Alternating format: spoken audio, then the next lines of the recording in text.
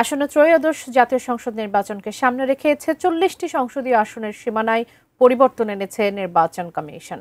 প্রতিটি আসনের সীমানা পুনর্নির্ধারণে ইউনিয়ন, পৌরসভা, সিটি কর্পোরেশনের ওয়ার্ড, উপজেলা ও থানা পর্যায়ে সুনির্দিষ্ট এলাকা অন্তর্ভুক্ত বা বাদ দেওয়া হয়েছে।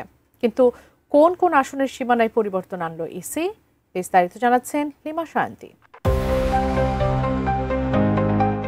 ত্রয়োদশ জাতীয় সংসদ নির্বাচনকে সামনে রেখে গত ৩০ জুলাই একটি খসড়া তালিকা প্রকাশ করে ইসি, যেখানে ৩৯টি আসনের সীমানায় আংশিক পরিবর্তন আনা হয়েছিল। তবে পরে নানা দাবি, আপত্তি ও শুনানি শেষে চূড়ান্ত তালিকার পরিবর্তনের সংখ্যা এখন দাঁড়িয়েছে ৪৬টি আসনে। ঢাকা জেলার ২০টি আসনের মধ্যে ৬টির সীমানায় পরিবর্তন আনা হয়েছে।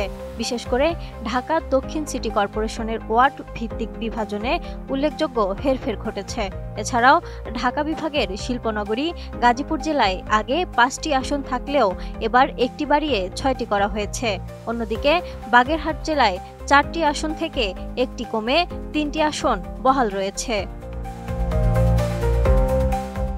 সীমানা পরিবর্তিত উল্লেখযোগ্য আসনগুলো হলো পঞ্চগড় ১ ও ২, রংপুর ১ ও ৩, সিরাজগঞ্জ ১ ও ২, পাবনা ১ ও ২, সাতক্ষীরা ১, ৩ ও ৪, মানিকগঞ্জ ২ ও ৩, ঢাকা ২, ৪, ৫, ৭, ১০ ও ১৪ আসন, শিল্পনগরী গাজীপুর জেলার ১, ২, ৩, ৫ ও ৬ আসন, নারায়ণগঞ্জ ৩, ৪ ও ৫ আসন, ফরিদপুর ২ ও ৪ আসন, শরীয়তপুর জেলার ২ ও ৩ আসন, ব্রাহ্মণবাড়িয়া ২ ও ৩, কুমিল্লা জেলার ১, ২, ৬ ও ১০ আসন, নোয়াখালী ১, ২, ৪ ও ৫ এবং চট্টগ্রাম জেলার ৭ ও ৮ আসনে পরিবর্তন এসেছে।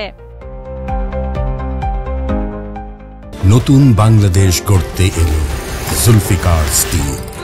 জুলফিকার স্টিল, ইস্পাত দৃঢ় অঙ্গীকার।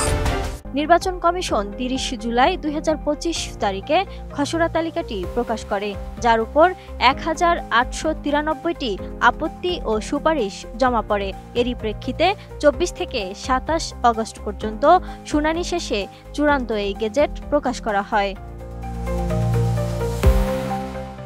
প্রতিটি আসনের সীমানা পুনর্নির্ধারণে ইউনিয়ন, পৌরসভা, সিটি কর্পোরেশনের ওয়ার্ড, উপজেলা ও থানা পর্যায়ের সুনির্দিষ্ট এলাকা অন্তর্ভুক্ত বা বাদ দেওয়া হয়েছে। ইসি জানিয়েছে, এসব সিদ্ধান্ত নেয়ার সময় জনসংখ্যা, ভৌগোলিক অবস্থান, প্রশাসনিক কাঠামো এবং স্থানীয় দাবির যৌক্তিকতা বিবেচনা করেই করা হয়েছে। নির্বাচন কমিশন বলছে, এই সীমানা পরিবর্তনের কারণে সংশ্লিষ্ট এলাকাগুলোতে রাজনৈতিক প্রার্থী, দল এবং ভোটারদের প্রস্তুতিও কিছুটা নতুনভাবে সাজাতে হতে পারে।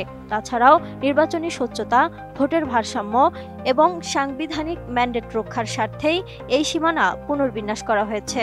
চূড়ান্ত এই তালিকা প্রকাশের মধ্য দিয়ে নির্বাচনী প্রক্রিয়ার একটি গুরুত্বপূর্ণ ধাপ সম্পন্ন করল নির্বাচন কমিশন। এখন পরবর্তী ধাপ হিসেবে আসন ভিত্তিক ভোটার তালিকা হালনাগাদ, মনোনয়ন প্রক্রিয়া ও নির্বাচনী তফসিল ঘোষণা করা হবে।